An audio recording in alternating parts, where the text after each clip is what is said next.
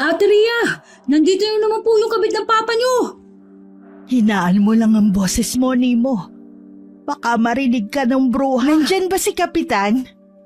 Aba, tingnan mo nga naman kung sinong nandito. Kung ganon, ikaw pala ang kabit ng papa ko. Ikaw pala si Lorna. Nagkita rin tayo sa wakas. Si Kapitan nandyan ba? Ang kapal rin talaga ng apog mo, no? Hindi ka rin nahiya at talagang harap-harapan kang pumunta rito sa bahay namin? Proud ka ba, ha? Nakabit ka? Hinayupak ka? O ano? Bakit ganyan ka makatingin, ha? Akala mo ba matatakot ako kagaya ng iba? Kilalanin mo kung sino ang binabangga mo.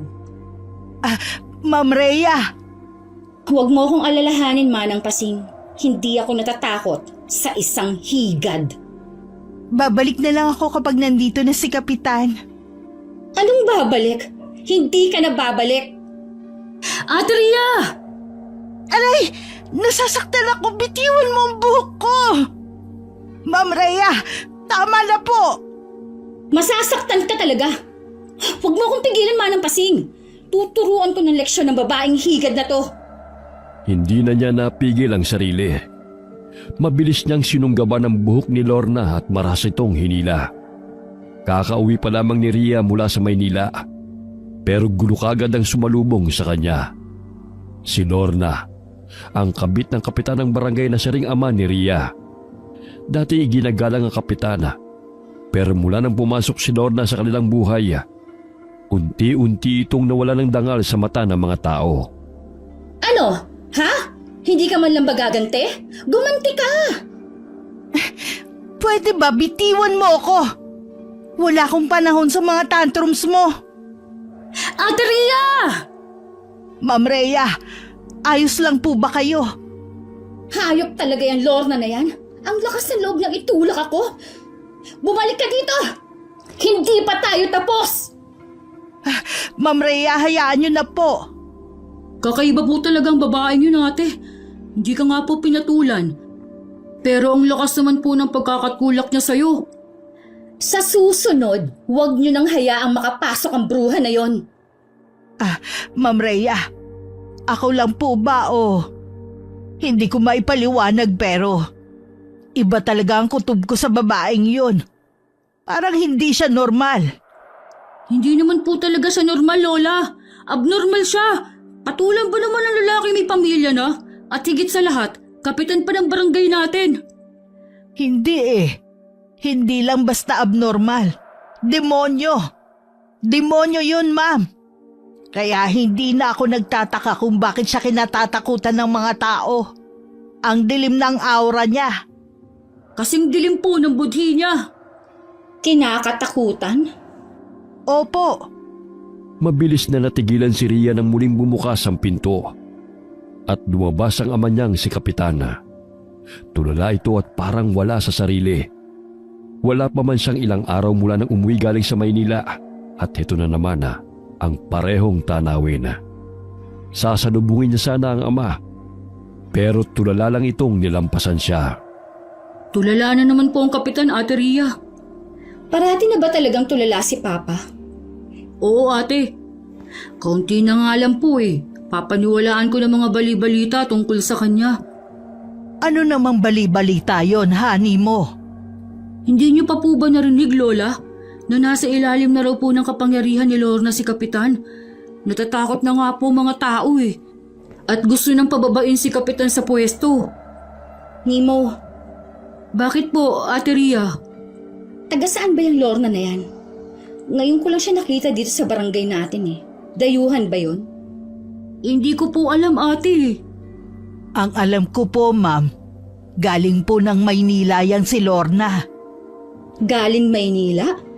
At ano namang ginagawa niya rito sa atin? Ang sabi may lola raw siyang nakatira dito sa barangay natin. May sakit daw yung lola kaya umuwi siya para alagaan. Buhay pa po ba ang lola nun? Kasi ang dami niyang time eh. Nagawa niya pang alagaan ng asawa ng iba. Kilala niyo po ba yung matandang nakatira malapit sa gubat? Yung matanda pong kinakatakutan at nababalitang aswang daw. Oo, yun nga. Aswang? Kaya naman pala malakas ang loob ng babaeng yun. Dahil bukod sa hawak niya sa leeg ang tatay ko, aswang din pala ang lola niya.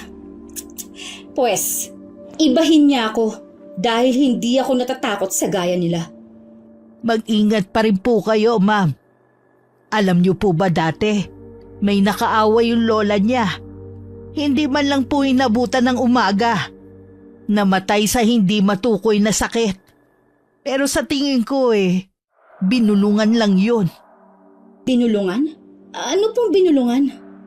Yung binulungan, ate. Sa Bisaya, ang tawag doon, kinayhupan o hinipan. Parang sumpang ibinulong lang sa hangin at sino mang binulungan ay misteryosong namamatay. Ano yun? Parang may powers? Hindi ako naniniwala sa ganun Itim na mahika po. Ang mga huklubang aswang ay may kapangyarihang bumulong sa hangin. Parang usog, ma'am. Pero kapag aswang ang umusog sa'yo, mas malala, mas nakamamatay. Pero di ba lola, ang usog hindi naman sinasadya? Oo, Nimo. Pero iba ang bulong ng isang huklubang aswang. May galit. Mas makapangyarihan. Kaya nga sabi sa akin ng lolo ko noon iwasan ang pakikipag-away sa kahit na sino. Dahil hindi natin alam kung anong kaya nilang gawin. Totoo ba talaga ang ganun? Ay, Nemo, pwede bang pahingi ako ng tubig? Parang nanuyong lalamunan ko. Sige po ate, sandali lang po. Totoo yun, ma'am. Sa tingin ko nga po yung sakit ni Ma'am Clara, kagagawan yun ng isang aswang. Posibleng si Lorna o ang lola niya. O ito na po ate. Salamat. Paano mo naman nasabi yan, Manang Pasing? Kasi yun lang po ang nakaaway niya bago siya nagkasakit. Saka ate, ilang beses na pong inilipat sa mga doktor yung si Ma'am Clara, pero kahit sila, hindi matukoy kung ano ba talagang sakit ng mama niyo. Kaya nga po, mag-iingat kayo kay Lorna. Baka kayo naman pong balikan niya. Hindi ako natatakot sa kanya. Siya ang dapat na matakot sa akin. Ay teka nga, bakit ang dami niyong alam tungkol sa mga aswang-aswang? Anak po kasi ng albularyo si Lola, Ate Ria. Anak po kayo ng albularyo? Oo, meron din akong konting kaalaman sa panggagamot. Pero hindi ko na po ginagawa yun ngayon Bakit naman po? Mahabang kwento po, ma'am. Saglit silang natigilan at nagkatinginan nang biglang may kumatok sa pinto. Malakas at marahas ang pagkakatok nito. Alanganing tumayo si Ria sa kabinuksan ng pinto. Unang bumungad sa kanya ang mukha ni Mang Berto na hinihingal pa. Nariyan ba si Kapitan? Oho, nasa taas po. Ano po bang kailangan niyo kay Papa? Ikaw pala, Mang Berto. Ano tumahangos ka? Magkakilala po kayo? Opo, ma'am. Pasok po kayo. Maupo po muna kayo. Manang Pasing, pwede niyo po ba siyang ikuha ng tubig? Sige po, ma'am. Kilalang albularyo po si Mang Berto dito sa bayan natin. Kaibigan din po siya ni Manang Pasing. Kababata ko tong si Ma'am Berto. Ang lolo ko rin ang mismo nagsanay sa kanya para maging magaling na albularyo. Oh, etong tubig. Uminom ka muna. Ganun po ba? Kung ganun, ano po palang ginagawa niyo rito, Mang Berto? Ito na nga, nagkakagulo na kasi mga taong bayan. May bago na namang bangkay na natagpuan sa bakanting lote malapit sa parke. Po? Bagong bangkay? Pang-apat na beses na yan Pang-apat? Wala pa po bang nakapagsabi sa'yo, ate? Mga ilang linggo lang po bago kayo dumating galing Maynila na magsimulang may matagpo ang mga bangkay. Kaya nga nababahala na ang mga tao at marami nang galit kay Kapitan dahil parang wala naman daw itong ginagawa. Busy lang sa kabit niya. Napapikit na lamang sa inis si Rhea sa narinig. Simula nang bumalik siya galing Maynila nung nakaraang linggo, sunod-sunod na problema na ang bumungad sa kanya. Buong akala niya yung kabit lamang ng tatay niya ang problema at ang sakit ng mama niyang hindi matukoy ng kahit na sinong doktor. Pero mas malala pa pala. Kung ganon, may serial killer na palang gumagala sa lugar natin. At wala man lang ginawa ang papa ko. Sa tingin ko po, hindi ordinaryong tao may kagagawan nun. Anong ibig mong sabihin, Nemo? Nung una pong may matagpo ang bangkay, nandoon po ako. Kitang-kita po ng dalawang mata ko. Wakwak yun tiyan at wala nang laman loob eh. Kung tama ang hinala ko, aswang na may kagagawan nito. Pero wala akong magawa. Ayaw akong payagan ni Kapitan na umaksyon. Kahit ang mga pulis, hindi naniwala sa akin. Kaya ka ba nandito para kausapin si Kapitan? Ganun na nga. Gusto ko sanang kumbinsin siya makipagtulungan sa akin dahil hindi ko kakayaning mag-isa. Malakas yun. At sigurado kung hindi nag-iisang aswang na yun. Bakit naman ayaw pumayag ni Papa? Ay, hayaan niyo ho, kakausapin ko siya. Sa tingin ko si Lorna ang dahilan kung bakit ayaw pumayag ni Kapitan. Ano pong ibig niyong sabihin? Narinig po kasi naming nag-uusap si Lorna at si Kapitan nung isang araw bago pa kayo umuwi. Pinag-uusapan po nilang tungkol sa sunod-sunod na pagpatay. At narinig pa po naming sinabi ni Lorna na mabangis na hayop lang daw ang may kagagawan noon. Dahil malapit daw tayo sa gubat kaya DINR na ang kumikilos tungkol doon. DNR po, Lola. DINR, DENR, pareho lang yan. Ilang buwan lang akong nawala. Ang dami na agad nangyari. Malabong hayop ang may gawa nun. Dahil kung hayop yun, bakit tanging laman loob lamang ng mga bangkay ang nawawala? Isa pa, may kakaiba talaga sa ihip ng hangin. Masangsang, hindi ordinaryong sangsang lang. Sino sa tingin mo, Mamberto? Saglit silang binalot ng katahimikan. Lahat ay nag-aabang sa sagot ni Mang Berto nang bigla silang makaamoy ng kung anong mapanghi. Napatikhim si Ria at palihim na napatakip ng ilong. Ako lang po ba? O parang ang panghe? Naamoy niyo rin po pala, ate. Ang dala mong langis, Mamberto. Kaya pala may amoy na mapanghi. Ano yun? Bakit kumukulo? Langis po yun, ate. Kumukulo pag may aswang sa malapit. Langis? Kusang kumukulo pag may aswang? Opo, ate. Bigla silang naalerto dahil sa kakaibang amoy na sumingaw sa paligid. Noong una akala ni Ria si Mang Bertong naamoy niyang mapanghi. Pero lalo siyang namangha na mapansing kumukulo ang langis na nakasabit sa tagiliran nito. At ang katotohanan ng posibleng may aswang sa malapit. Sa taas ng gagaling ang amoy. Sa taas? Si Ma'am Clara at si Kapitan lang po ang naroon. Huwag niyo naman po akong takutin. Hindi ako pwedeng magkamali. Nasa taas nga ang buwisit na aswang. Mabilis na umakyat sa second floor si Mang Berto. Mabilis din naman siyang sinundan ni Ria, Nemo at Manang Pasing. Hawak-hawak pa rin ni Mang Berto ang maliit na bote ng langis. At habang papalapit sila sa kwartong kinaroroonan ni Clara, hindi na lang ito basta kumukulo. Umaapaw na rin ito hanggang sa tuloy na itong sumabog at nabasag. Nabasag? Ano po ba ang nangyayari? Nangyayari lang yan kapag sobrang lapit at sobrang makapangyarihan ng isang aswang. Bakit hindi pa po tayo pumasok at hulihin siya? Shh! Isang kulagwit. Sinasabi ko na nga ba? Ha? Kulag? Ano? Isa yun sa pinakadelikado at bihirang uri ng aswang, ma'am.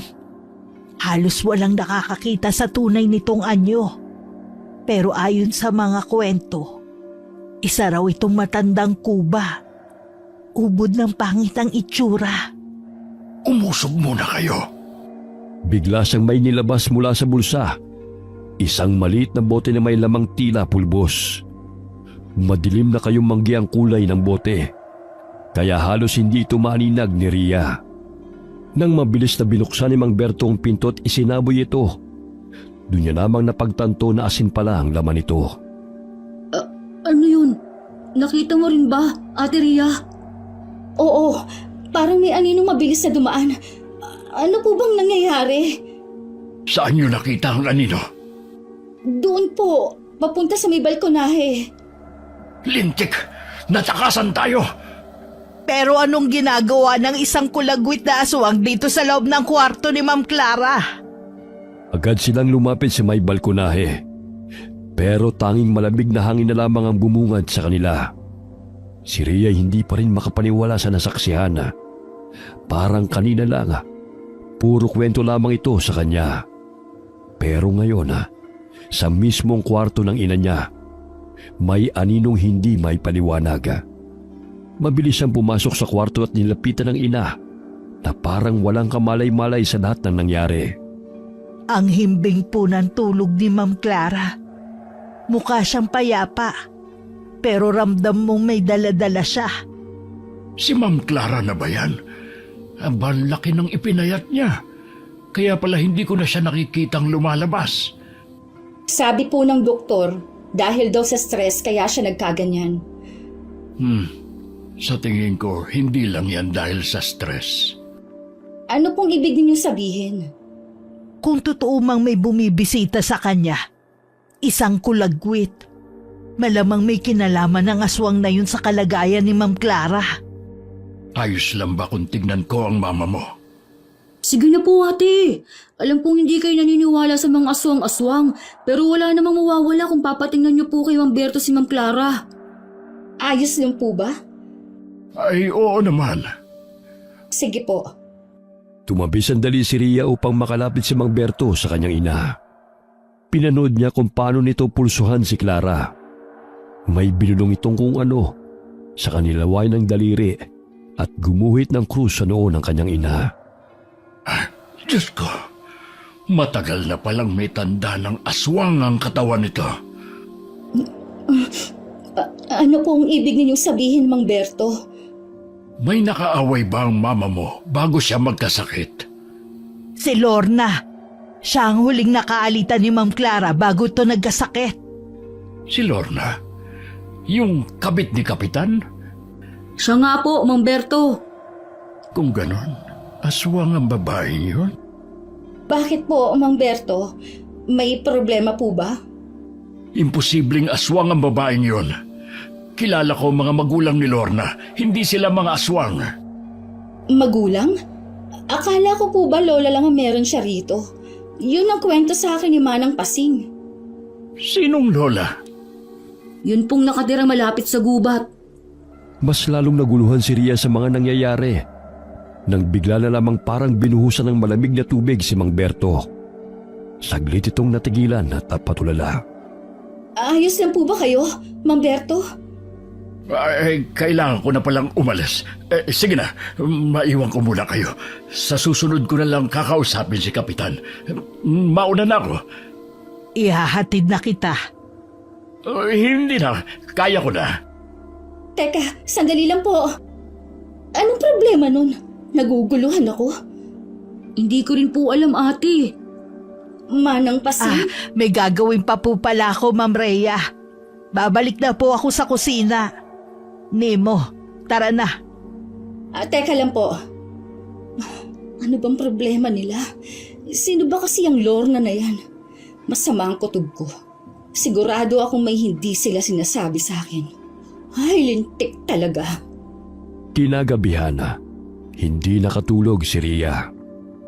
Binabagabag siya ng ideya na may alam si Mang Berto at Manang Pasing, pero ayaw lamang nitong sabihin. Kaya naman kinabukasan, maaga siyang nagising. Balak niyang puntahan ang bahay ni Lorna at magmasid. Ate, ang aga niyo naman po yatang nagising. Nemo, nandyan ba ang lola mo? Umalis po, ate. Maaga pong namalengke si Lola. Naubusan na po kasi ng stocks. Ano po ba yun? Ganun ba? Pwede mo ba akong samahan dun sa sinasabi ninyo kung saan nakatira yung lola ni Lorna? Oh? Shh! Huwag kang maingay. Sige na. Alam ko kasing may hindi sinasabi sa akin si Mamberto at Manang Pasing. Kaya aalamin ko na lang kung ano yun. Pero ate, sobrang delikado po ng gagawin ninyo. Baka mapahamak po tayo. Kahit nga po ang ibang tao hindi nagpupunta dun dahil natatakot sila eh. Sige naman na. Ngayon lang. Saka wala naman tayong gagawin, promise. Di ba? Gusto mo magkaroon ng sariling bike? Ibibili kita. Samahan mo lang ako. Magagalit po si Lola kapag nalaman niya to. Eh di, huwag mong sabihin. Sige na nga. Basta mountain bike ah. Ang mahal naman. Sige na po. Okay, fine. Mountain bike. Anong mountain bike? Ikaw, Nemo, ha? Wala po. Ay, nandiyan na po pala kayo, Manang Pasing. Ay, gusto ko lang po kasi sanang regaluhan si Nemo sa birthday niya. Kaya tinatanong ko siya kung anong gusto niya. Opo, La. Pero katatapos lang po ng birthday ni Nemo. Ha? Hindi ko po kasi siya nabigyan ng regalo, kaya gusto kong bumawi. Ganun po ba? Opo, di ba, Nemo? Opo, La. Sige. Nemo, tulungan mo nga ako dito sa mga pinamili ko. Mamayang hapon na lang, Nemo. Nemo! Opo. Kagaya ng napag-usapan nila, kinahaponan ay mabilis silang nagtungo sa bahay malapit sa gubat, kung saan nakatira ang lola ni Lorna. Sigurado ka bang dito ang daan? Opo, ate. Sigurado ako. Malapit na tayo. Pero kanina pa tayo paikot-ikot. Hindi kaya naliligaw na tayo? Hindi naman po siguro. Basta malapit na po tayo. Dito lang yung bande. Ayun! Ayun po yung bahay ng matanda. Grabe. Ang layo pala talaga ng bahay niya. Ano na pong gagawin natin, ate? Ha? Mag-observe lang tayo. Pambira ka naman, ate. Wala naman po pala tayong gagawin dito eh. Di ba sabi ko nga sa'yo, wala tayong gagawin? Shh! Ate, si Kapitan at si Lorna. Anong ginagawa nila dito? Hayop talaga. Kumalma ka lang, ate. Dito po tayo. Baka makita po tayo nila. Paano akong kakalma kung harap-harapan nilang pinagtatak sila ng mama ko? Ate, baka marinig tayo. Alalahanin mo, ate, nasa pugad tayo ng kalaban. Mas okay na pong mag-ingat. Naikuyom na lamang ni Ria ang kamay niya nang makita niyang magkalapit sina Lorna at Kapitan sa isa't isa. Pero sa kabila nun, napansin niyang may kakaiba sa tatay niya. Para bang nagpapatianod lamang ang kanyang ama sa kahit anong gawin ni Lorna. Pansin niyang parang wala sa sarili ang ama. Tara na po, ate. Sandali lang, Nemo. Bakit po, ate? Hindi mo ba napansin? Parang may kakaiba kay Papa. Para bang... Kontrolado siya. Oo. Matagal ko na pong napansin yan kay Kapitan. Hindi naman po siya ganyan dati pero posible po kaya yun? Hindi ko po kasi alam eh. Sinubukan ko namang tanungin noon si Lola pero sabi niya huwag na daw kaming makialam. Bakit naman daw? Hindi ko po alam, ate. Siguro natatakot lang si Lola na matanggal sa trabaho. Kasi po, may isang beses na kinausap niya si Kapitan pero nagalit lang po sa kanya. Ano ba kasi talagang meron sa'yo, Lorna? Naamoy niyo na po yatang nandito tayo. Tara na, ate. Pumasok ka na muna sa loob, ha? Han? Susunod ako. Tara na, ate, bilis! Kayo pala. Parang binuhusan ng malamig na tubig si Ria nang bigla na lamang sumulpot sa harapan nila si Lorna. Nakalukip-kip ito habang may kakaibang ngiti sa labi. Inis na napairap si Ria, saka parang walang nangyari. Umayos ng tayo at nagpagpaga. Kami nga. Bakit? May problema ka? Susunduin ko ang papa ko. Bawal ba? Pagmamay-ari mo na ba siya? Ha? Ate Ria, alis na po kami. Hindi, Nemo. Hindi tayo aalis hanggat hindi natin kasama si Papa. Siya ang kapitan ng barangay. Kailangan ng taong bayan ng Papa ko, Lorna. Kaya kung may makatid dyan sa katawan mo, pakamot mo na lang sa iba. Ate Ria, huwag niyo po siyang galitin. Baka po may gawin siya sa ating masama.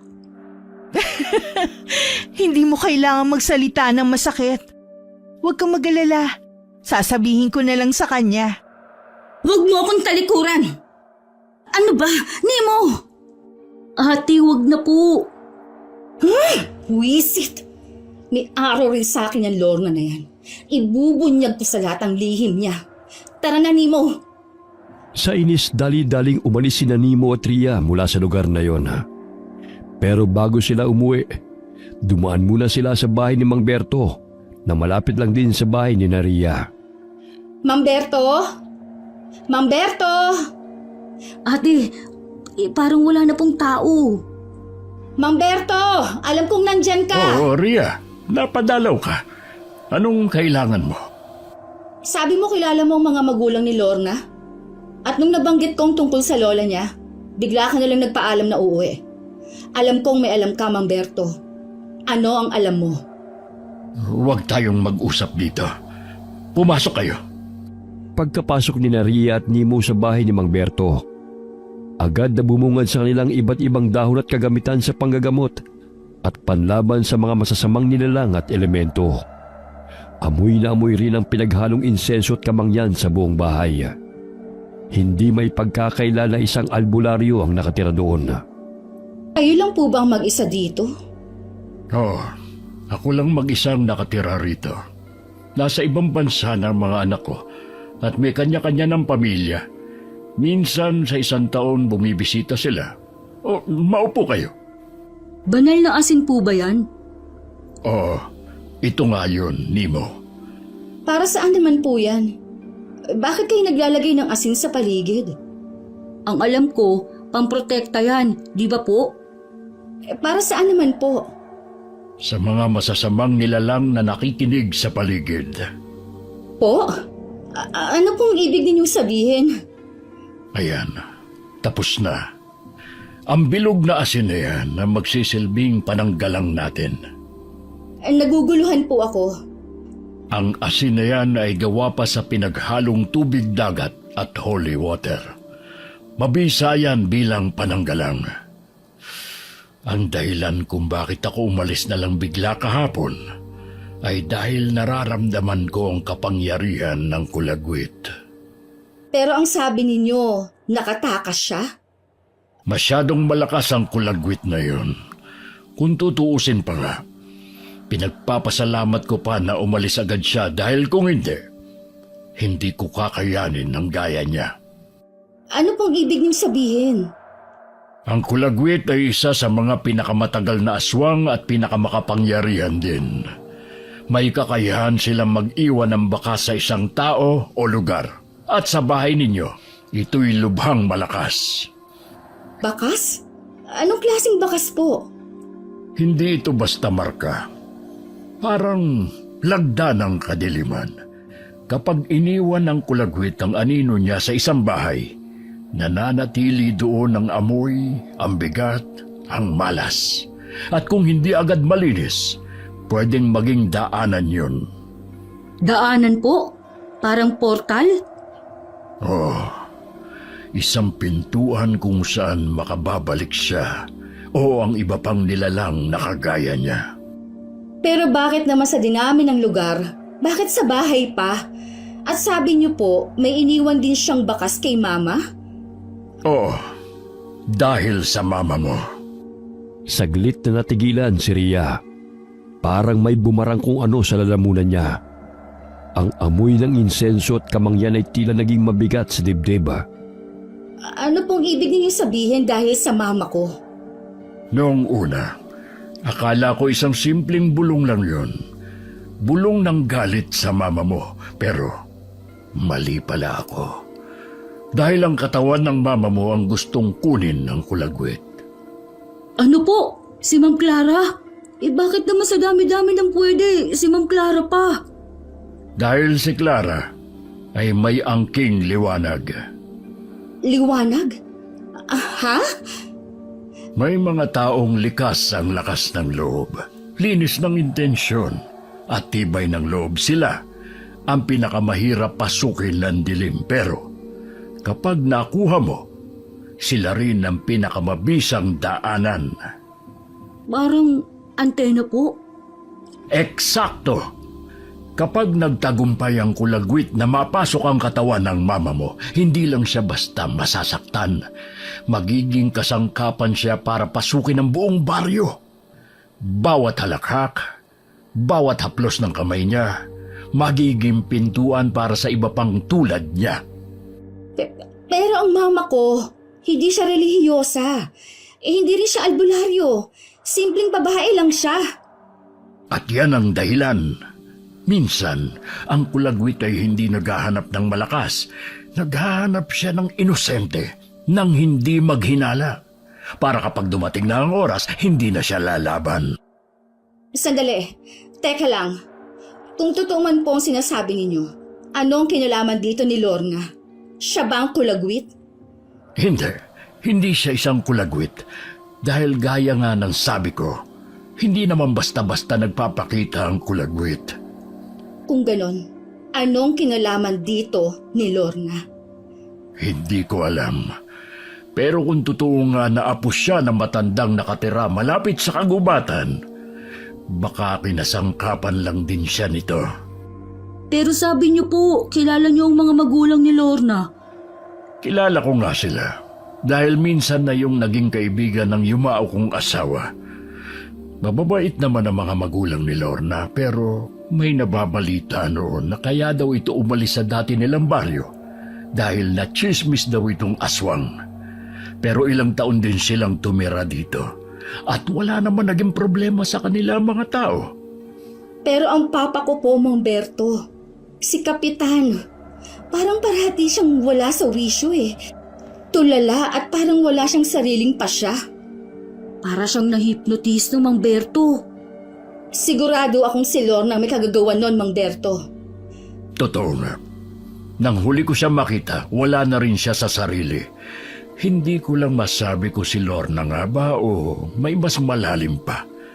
Pero base sa mga naririnig ko, para daw ginayuma si Kapitan. Pero hindi. Kung sabi niyo, para siyang sunod-sunuran, walang sariling desisyon o parang nahipnotismo, baka nga hindi lang isang ordinaryong tao si Lorna, kundi isang aswang din. Anong uring aswang naman po? Kulagwit din po ba? Malabo, pero pwedeng isang aswang na may kakayahang mang-akit gamit ang ganda. Anong aswang naman po yun? Mahirap tukuyin dahil maraming aswang na may kakayahang mang-akit, pero pwede ding isang manananggal. Manananggal po? Yung nahati yung katawan? Yun nga. Kilala ang manananggal na may kakayahang mang-akit dahil sadyang magaganda ito sa umaga, pero pagsapit ng gabi, nagiging halimaw sila. Pero wala pa namang nababalita ang nakakita ng putol na katawan, kaya hindi ko pa rin sigurado. Wala rin ako narinig na kakaibang pagaspas tuwing gabi. Pagaspas tuwing gabi? Kung totoo man yan, kung totoo ngang manananggal siya, ibig sabihin, hindi lang buhay ng mama ko ang nakataya dito, kundi pati buong barangay. Tama. At kung totoo ngang may lahi siya at may koneksyon sa kulagwit, mas dapat tayong mag-ingat. Nagpunta pa naman po tayo sa bahay nila ate, baka balikan tayo. Ano? Nagpunta kayo? Opo. Wala namang kaming ginawa. Nakita ba nila kayo? Ni Aling Lorna po. Alam niyo ba na napakadelikado ng ginawa niyo? Huwag niyo na ulit gagawin yun. Mang Berto, ano na pong gagawin natin? Sa ngayon, umuwi muna kayo dahil dumidilim na. Mahirap ang paggala-gala ng gabing-gabi na, lalo na may mga aswang sa paligid na nag-aabang lang ng mabibiktima. Pero Mang Berto... Huwag nang matigas ang ulo, Ria. Kailangan ka rin ng iyong ina sa bahay niyo. Bukas ng umaga, bumalik ka rito. Hala, sige na. Tara na, Ate Ria. Ay, teka, sandali. Ito, Ano po yan, Mang Berto? Para saan po yan? habak yan. Isuot mo sa mama mo at huwag mong tanggalin. Matutulungan siya niyan kahit papano. Ay, saka ito rin. Ito naman ay langis. Ipahid mo ito sa katawan niya bago ka matulog. Sige po. Salamat po, Mang Berto. Babalik po ako dito bukas. Sige na, mag-iingat kayo. Napagman sa loob ni Ria ang umuwi na, pero aminado din siya na kailangan nga siya ng kanyang ina. Hindi pa rin siya makapaniwala sa mga narinig niya, pero wala ring dahilan para hindi niya paniwalaan ang mga ito. Isa lang ang iniisip niya, aswang man o hindi si Lorna, kailangan nang matigil ang paninira niya sa pamilya at sa barangay nila. Pagaspas. Ano ba yung binubulong-bulong mo dyan, honey mo? Hindi kasi, ate, kanina ko pa iniisip kung saan ko narinig na yung pagaspas. Oh, nandito na pala kayo. Saan ba kayo nagpunta, honey mo? Ma'am, Nagpasama lang po ako kay Nemo, Manang. Saan ko ba kasi narinig yun? Pagaspas. pagaspas. Ano ba yung sinasabi mo, Nemo? Pagaspas, Lola. Wag na nga po. Nakabalik na po ba si Papa, Manang Pasing? Hindi pa rin po. Pag ganitong oras na hindi pa rin siya bumabalik doon na po yung nagpapalipas sa kabit niya. Tama! Naalala ko na! Ang alimba, Nemo? Nung sinama mo ako sa palengke, Lola, narinig ko yung dalawang alay na may kakaibang pagaspas daw silang naririnig tuwing gabi na umiikot sa bahay nila. Sigurado ka ba dyan, Nemo? Oo, ate. Yun yung narinig ko. Sandali nga't naguguluhan ako sa inyong dalawa Sasabihin ko ba natin kay Lola, Ate Ria? Ano't bumubulong-bulong ka na naman, ha? Nemo, magtapat nga kayo sa akin. May pinaplano ba kayong hindi ko alam, ha? Galing po kami kila Mang Berto. Kung ganon wala na ba talagang pag-asa na pigilan ko kayo, Ma'am Rhea? Ano pong ibig ninyong sabihin, Manang Pasing? Hali kayo, sumama kayo sa akin. Naguguluhan man ay sumunod na lamang si Ria kung saan man siya balak dalhin ni Manang Pasing. Lumiko sila sa kusina papunta sa kwarto ng matanda.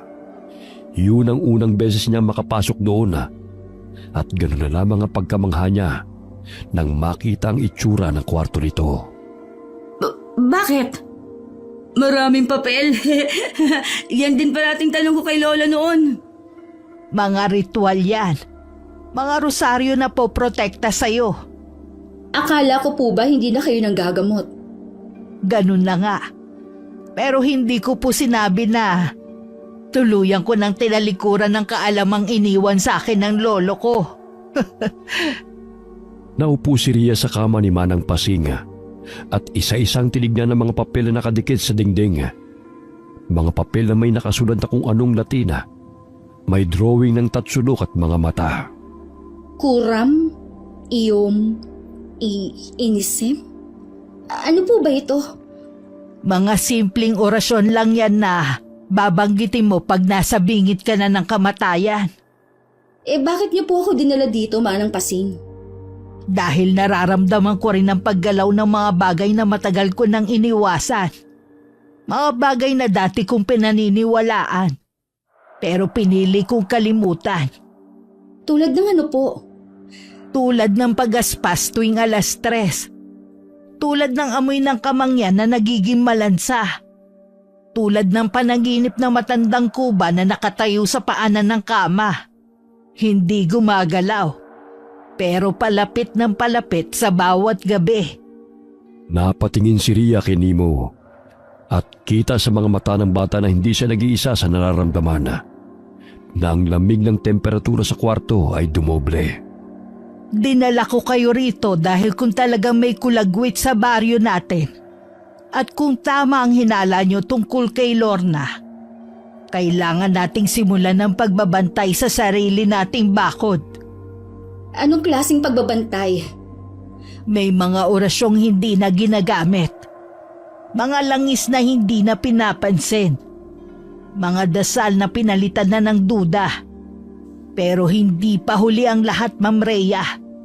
Hindi pa huli. Manang Pasing, ano po bang sinasabi ninyo? Masyado na po kayo nagiging matalinhaga. Dapat noon ko pa ito ginawa. Kaso natakot ako. Dahil alam kong hindi pa sapat ang lahat ng nalalaman ko. Pero ngayong nandito ka na, Ma'am Rhea, at si Mang Berto na sigurado namang tutulong sa atin, ano bang kinatatakot ko? Wala akong naiintindihan. Ako din po, Manang Pasing. Ano po ba kasing gagawin natin? Pareho lang naman po kayo ni Mang Berto. Puro pa suspense. Ano ba ang sinabi sa inyo ni Mang Berto tungkol sa kulagwit?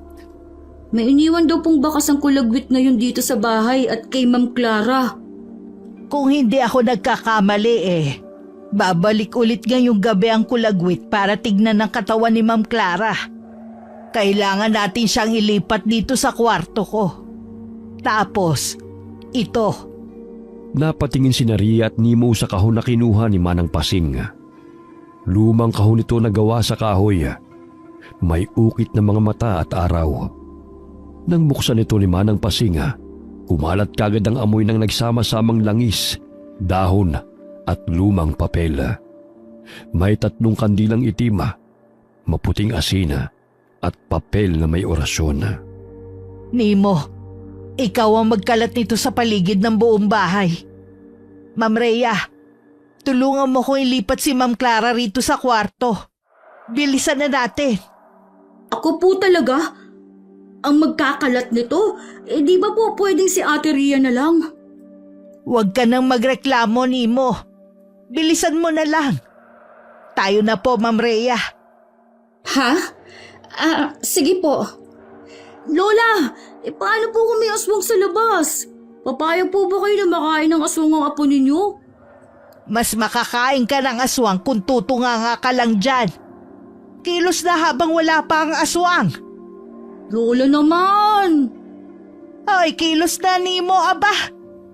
Natawa na lamang si Ria nang walang magawa si Nemo kundi ang sumunod. Umakit naman si Manang Pasing at Ria sa itaas para ilipat si Clara ng silid. Buhatin natin si Ma'am Clara. Sige po. Sandali. Kukunin ko lang po yung wheelchair. Ma'am Clara, ililipat lang po namin kayo, ha? Dahan-dahan lang po Naamoy niyo po ba yun? Oo, kaya bilisan na natin. Sandali lang po. Binigay to sa akin ni Mang Berto. Isuot ko raw kay Mama. Sige, bilisan mo. Ayan, okay na po. Tara na. Nalagyan ko na po ang paligid, Lola. Mabuti naman kung ganon. Tulungan mo na kami dito, Nemo. Bilis, isakay na natin siya sa wheelchair. Oh, dahan-dahan lang ha. Pagbilang po ng 3, sabay natin siyang buhatin, ate. Sige. 1, 2, 3. Yeah! Yan! Hala! Narinig niyo po yun? Wala namang tao sa itaas, di ba? Nariyan na ang kulagwit. Huwag kayong lalabas sa bilog na asin. Malinaw. Sige po. Muling binalot ng kakaibang amoy ang buong bahay. Nanatili lang na nakaupo si Nemo at Ria doon sa tabi ni Clara. Habang si Manang Pasing naman ay sunod-sunod ang pag-usan ng kung anong dasal. Muling natigilan si Ria nang makarinig ng pamilyar na tinig. Papa? Si Papa yun! Boses nga ni Kapitan yun! Huwag kang lalabas, Ma'am Rhea. Nililin lang ka lang ng nilalang na yon. Pero... Ang langis po, ate! Ang init! Yan po yung langis na binigay si Mang Berto, di ba po? Oo, yan nga. Bakit nag-iinit na yan ngayon? Dahil papalapit na ng papalapit ang kulagwit. Ano na pong gagawin natin? Huwag kayong lilingon. Huwag niyong pansinin ang anino sa dingding. Manahimik. Magdasal kayo. Dahil kapag naramdaman niyang takot kayo, lalapit siya ng mas mabilis. Ate, si Ma'am Clara. Ano pong nangyayari sa kanya? Sinusubukang hanapin ng kulagwit si Ma'am Clara. Paabot ako ng kutsilyo, Nemo. Ano pong gagawin niyo? Iabot mo na lang, bilis! Mabilis na inabot ni Nemo ang kutsilyo na nakasuksok sa gilid ng dingding. Agad itong kinuha ni Manang Pasing. Pagkatapos ay hiniwa ang kanyang palada at ipinatakang dugo sa noo ni Clara.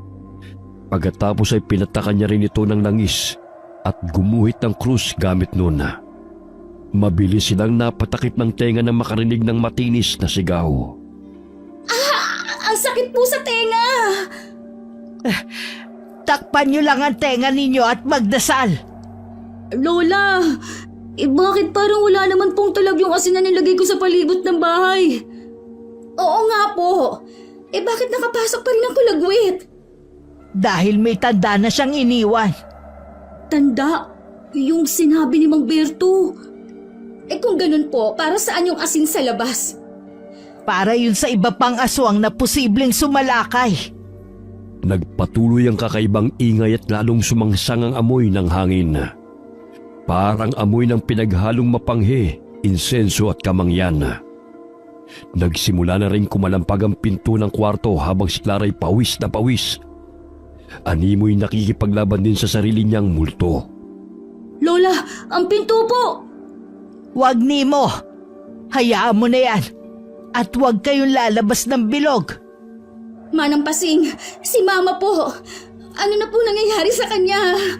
Pawis na po siya. Para po siyang binabangot. Ganyan talaga yan. Dahil nilalabanan din ng mama mo ang kapangyarihan ng kulagwit. Anong gagawin ko? Ma, kumapit ka lang. Lola, mas lalo pong lumalakas yung kalampag ng pinto. Anong gagawin natin? Huwag mo na yung pansinin, Nemo. Ang mabuti pa, tulungan mo kong usalin ng mga dasal na to. Ma'am Rhea, hawakan mo ang kamay ni Ma'am Clara. Agad na hinawakan ni Rhea ang malamig na kamay ng ina. Nanginginig ito. Tila ba may dumadaloy na kuryente sa bawat paghawak. Sa bawat segundo, lalong lumalalim ang linya sa noo ni Clara kung saan naroon ang dugot langis. Unti-unti itong nagiging matingkad, parang sinusunog. Ate! Yung mukha po ni Ma'am Clara!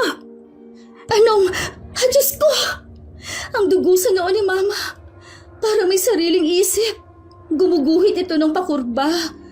Pabilog. Parang lumilikha ng simbolong hindi maintindihan. Buhay na buhay. Para siyang sinusulat ang... buhay? Manang Pasing, ano pong nangyayari? Hindi yan ordinaryong sugat. Sinusubukan pumasok sa mismong balat niya. Lola, natatakot na ako. Lakasan mo ang loob mo, Nemo. Dahil naaamoy ng kulagwit ang takot mo. Sabayan mo ko. Bigkasin natin ang dasal. Eto. At basahin mo ang nakasulat na dasal sa libretang to. Lalong lumalakas ang pagkalampag sa pinto. Parang may mga kuko o pakpak na pilit sumasalpok. At sa isang iglap, namatay na ang apoy ng kandila. Nemo, yung mga kandila, bakit namatay? Ako po ba? Hindi ko po sinadya. Wala po akong ginagalaw. Huminga kayo na malalim. Magdasal pa rin. Hindi pa siya umaalis. Hindi pa siya tapos. Mama, lumaban ka. Labanan mo siya, Mama. Huwag kang bibitaw, Ma'am Rhea. Hawakan mo lang ang kamay ng mama mo. Ate, ang lamig na po ng kamay niya. Hindi siya bibigay, Nemo. Hindi siya bibigay. Sabayan niyo ko. Ulitin lang natin ang dasal. Sige po. Bilis! Paabot ng asin! Ito po, Lola. Tulungan mo ko. Isaboy natin sa paligid ng kwarto. Lola, yung anino sa likod ng pinto, gumagalaw. Huwag kang titingin. Umiwas ka lang tingin ni mo. Manang Pasing, ang bilis po ng pintig ng pulso ni Mama. Mas lalo natin kailangan tapusin ito. Isa pang ulit sa dasal. Isa pa. Isa pa. Paulit-ulit nilang inusal ang dasal na yon hanggang sa tuluyang huminto ang pagkalampaga. Tumigil din ang hangin. Tumigil ang ingay. At tuluyang tumahimik ang buong bahay. Kasabay nito, tumigil din ang pulso ni Clara. Tapos na po ba? Manang Pasing, Bakit? Ano nangyari? bakit? Parang wala ng pulso si Mama. Ano ka mo? Patingin!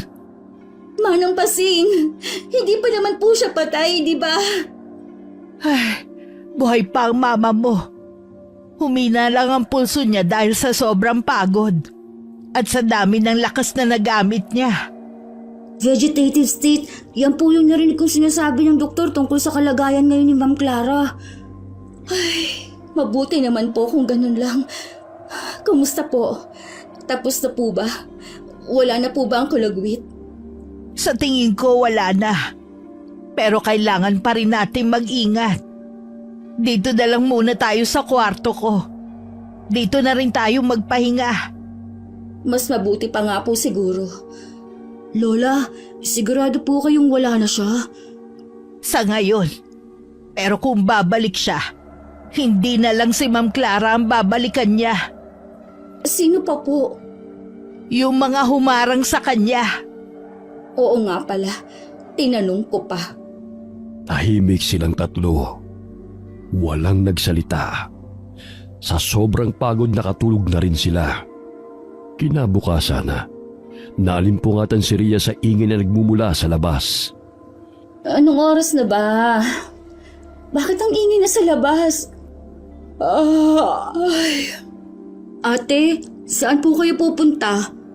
Ay, sisilipin ko lang. Ang ingay kasi sa labas eh. Baka hindi pa po ligtas. Maliwanag na naman. Sa tingin ko wala na yung aswang. Matulog ka na lang ulit. Huwag mo munang gisingin si Manang Pasing. Siguradong pagod na pagod siya kagabi. Paglabas ni Rhea ng mansyon, halos mabingi siya sa ingay ng mga taong nagkakagulo sa labas. May mga pulis na pilit pinipigilan ng dagsa ng mga usisero. Habang si Mang Berto'y nasa unahan, kausap ang isang pulis. Sinabi ko na sa inyo, aswang na may kagagawan nito. Bakit ba kasi ayaw niyong makinig? Ilang bangkay pa bang kailangan bago kayo makinig? Mang Berto, ano pong nangyayari rito? Ikaw pala, Rhea. Nasaan na ba si Kapitan? Nagkakagulo na ang mga tao. Hindi pa po siya bumabalik simula kagabi. May natagpuan na namang bangkay. 2. At pareho pa rin, wakwak ang tiyan, walang laman loob. Kagaya ng mga nauna. Akala ko po kami lang ang sinalanta ng kulagwit. Kung ganun nga, tama ang hula natin. Hindi siya nag-iisa. Bukod sa kulagwit na gustong gamitin ng mama ko, may isa pang aswang na gumagala. Anong ibig mong sabihin? Kaya ba may mga asing nagkalat sa paligid? Opo, kagabi po bumalik na naman ang kulagwit. Mabuti na lang at napigilan namin siya ni Manang Pasing at Nemo sa balak niya. Ay, ano na po bang gagawin natin, Mang Berto? Mabuti pa sa loob na lang tayo mag-usap. Ano ba nangyayari dito? Bakit nagkakagulo ang mga tao?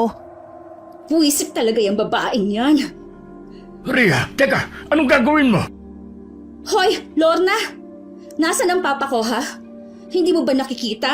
Kailangan na siya ng taong bayan. Kailangan na namin ng kapitan namin. Nakikipag-usap na si Kapitan sa mga opisyal. Ako na ang pinadala niya rito para umayos nito. Napakasinungaling mong babae ka! Bakit ikaw, ha? Kapitan ka ba? Asawa ka ba ng kapitan? Kabit ka lang! Rhea! Kung hindi napigilan ni Mang Berto si Rhea, malamang nagrambol na naman ang dalawa. Mabilis na pinakalma ni Mang Berto si Rhea. Huminahong ka, Rhea. Maraming nakakakita sa'yo. Wala akong pakialam, Mang Berto. Salot sa lipunan ng babaeng yan. Hindi ka pwedeng magpadalos-dalos. Palampasin mo muna siya sa pagkakataong ito. Tara na! Hindi ko kayang palampasin yan, Mang Berto. Lahat na lang kami sinisira niya. Alam ko, pero hindi ito ang tamang lugar at hindi siya ang dapat mong harapin ngayon. Ano pong ibig niyo sabihin? Ang tunay mong kalaban ay hindi siya. Siya lang ang pintuan, hindi siya ang halimaw. Mas lalo ko siyang gustong malaman kung anong klaseng pintuan siya. Kung hanggang saan ang kaya niyang buksan. At malalaman natin yan, pero hindi sa harap ng pulis, hindi sa harap ng mga osisero. Gusto mo siyang ilantad? Maghintay ka sa tamang oras. Gamitin mo ang galit mo, pero huwag mong hayaang kainin ka nito. Kung hindi ko siya harapin ngayon, kailan pa? Kapag kaya mo lang tumingin sa kanya, hindi lang bilang kabit ng tatay mo, kundi bilang nilalang na mas malalim pang ugat kesa sa akala mo. Alam niyo na po ba kung anong klaseng nilalang siya? Hindi pa buo, pero malapit na. Kaya tara na. Ayusin natin ang plano at oras ng pagbagsak niya. Napakuyom ng kamao si Ria habang hinihila siya ni Mang Berto papasok. Hindi siya tumutol. Pero hindi rin niya inalis ang tingin niya kay Lorna. Tila ba nag-uusap ang galit at ngiti nila mula sa distansya. Ano nangyayari? Bakit ang daming tao sa labas? Oh, Mang Berto, napadalaw ka yata. May natagpuan na naman bangkay. 2. Ano? Palala na talaga ng palala ang mga nangyayari. Kaya nga, kailangan na nating kumilos. Sandali. Anong nangyari dito? Ano? Ano pong nangyari? Wala naman pong kakaiba. Hindi. Parang may kakaiba sa hangin. Sa paligid. Malamang yan yung naiwang bakas ng kulagwit kagabi. Nakwento nga sa akin ni Ria na bumalik na naman ang kulagwit kagabi. Kumusta si Clara? Pwede ko ba siyang makita? Oo naman. Nandun siya sa kwarto ko. Doon muna namin siya nilipat pansamantala. Saglit na natigilan si Ria nang makaramdam na parang may 2 pares ng matang nanonood sa kanya. Nang lingunin niya ang salaming bintana katabi ng pinto, ay doon niya nakita si Lorna na matalim na nakatingin sa kanya. Ate Ria, may problema po ba? Wala naman. Tara na. May naisip na akong gawin. Pero kailangan natin ng tulong. Hindi natin kayang 3 lang. 4 po kaya tayo. Kasama ako. O di sige 4. Pero hindi pa rin natin sila kaya ng tayo-tayo lang. Sino naman po ang pwede nating lapitan? Hihingi tayo ng tulong sa taong bayan. Sa mga pamilyang nabiktima ng aswang na yan. Sigurado ko, tutulong sila. Huwag kayong mag-alala. Ako na ang bahalang kumausap at kumumbinsi sa kanila. Tutulong din po ako. Marami din po akong kakilala na siguradong tutulong. Pero paano naman po natin tatalunin ng kulagwit? Hindi nga tayo sigurado kung saan siya nakatira eh. O kung siya nga ba yung matandang babaeng nakatira malapit sa gubat. Hindi ko pa nga nakita ang babaeng yun.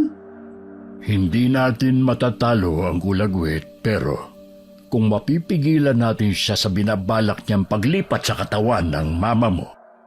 Magagawa natin siyang matalo. Pero paano naman po natin gagawin yun? Maghahati tayo sa 2 grupo. Si Manang Pasing at Nemo.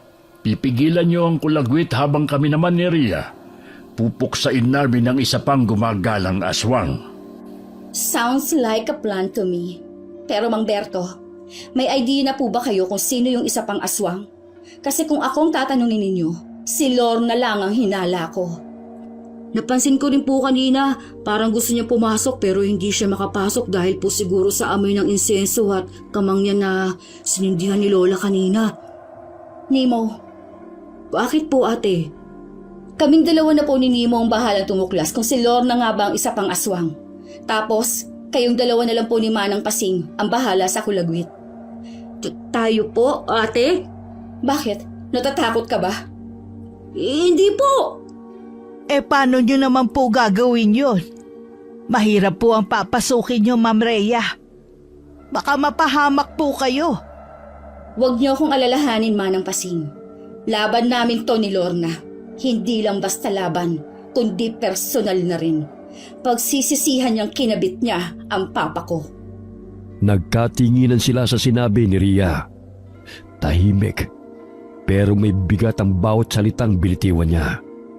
Kita sa mga mata ni Manang Pasing ang kaba, pero alam niyang hindi na mapipigilan si Rhea. Kung yan ang desisyon mo, dapat ay paghandaan nyo ito ng mabuti. Hindi sa patantapang, kailangan ng talino, diskarte at proteksyon. May ituturo ako sa inyo. Isang orasyon. At isang bagay na hindi niya matitiis kung totoong ang aswang siya. Parang test po. Parang bitag. Pero dapat hindi kayo magpapahalata. Kailan po tayo magsisimula? Ngayon na rin, habang gising pa ang araw. Paano po mga tao sa labas? Si Lorna na ang bahala sa kanila. Paano kung biglang pumasok ang bruha? Maglalagay ako ng proteksyon sa paligid. Kung totoong aswang siya, hindi siya makakapasok. Pagkatapos sabihin niyo ni Manang Pasing, mabilis siyang tumayo at naglakad palabas. Saglit ding nagpaalam si Mang Berto para kumuha ng mga kagamitan niya. Ate Rhea, Bakit? kung si Lorna nga po ang aswang, ano pong balak niyo? Ibubunyag ko siya sa mga tao. Paano niyo naman po balak gawin yun?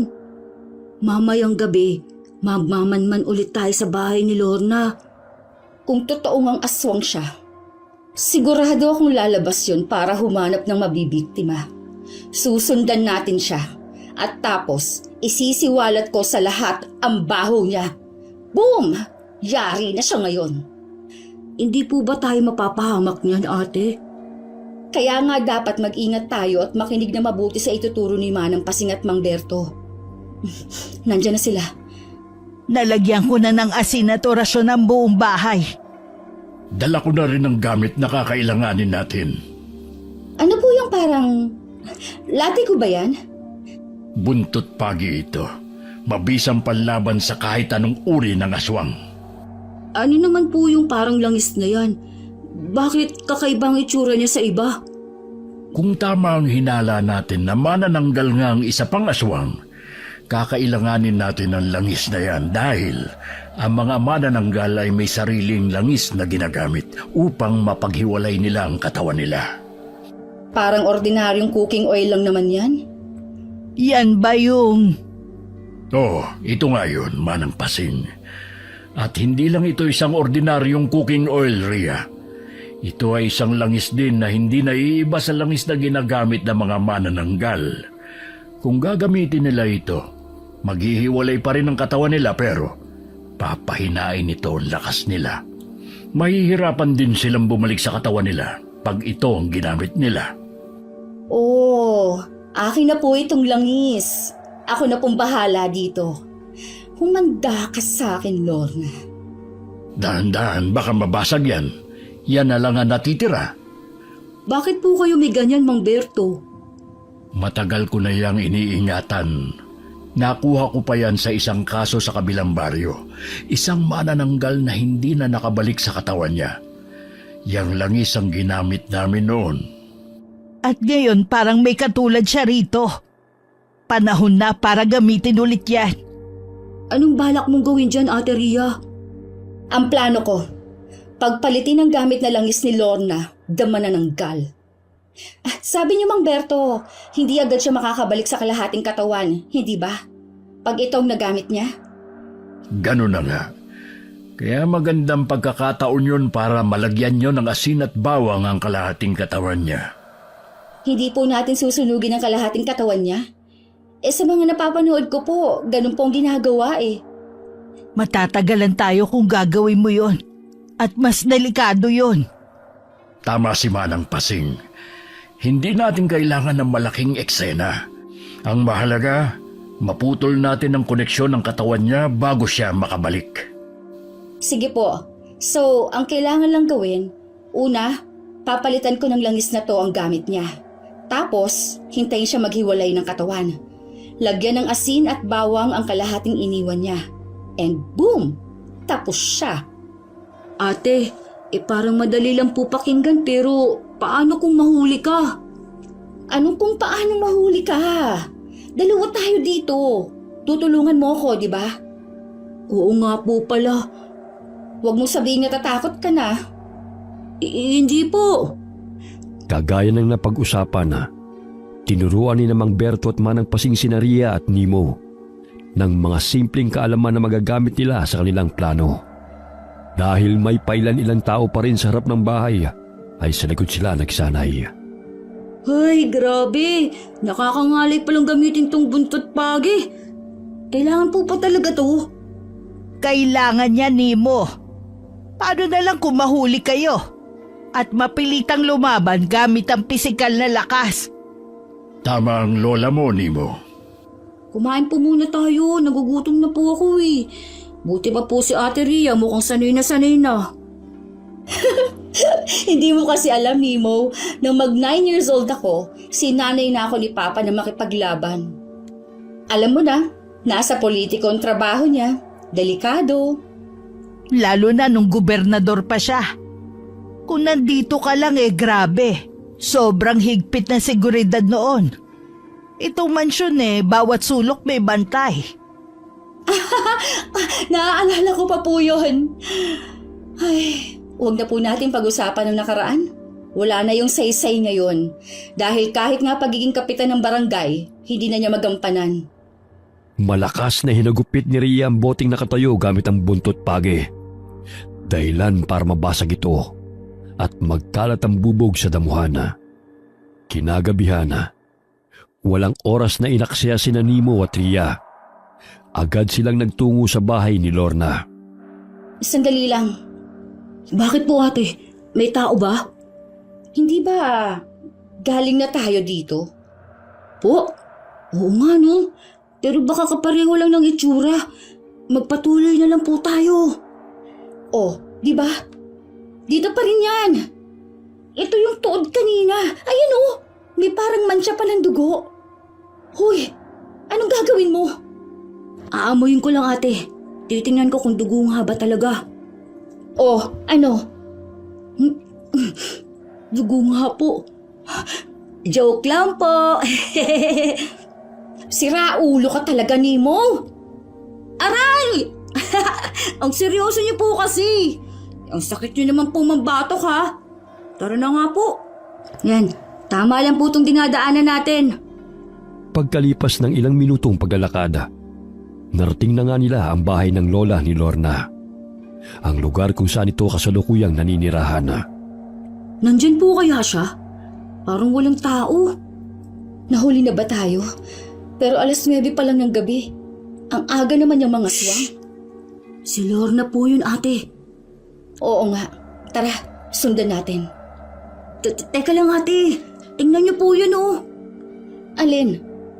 Yung nakapatong malapit sa bintana. Sa tingin ko, yan na po yung langis na ginagamit niya. Pero kung yan nga yun, bakit hindi niya dala? Baka po hindi pa siya aalis. Baka hindi pa siya mga aswang. Ay, dali na ate.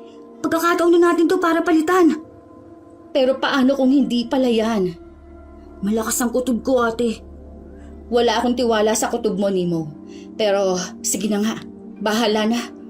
Bantayan mong paligid. Opo ate. Wala pa siya. Bilisan mo.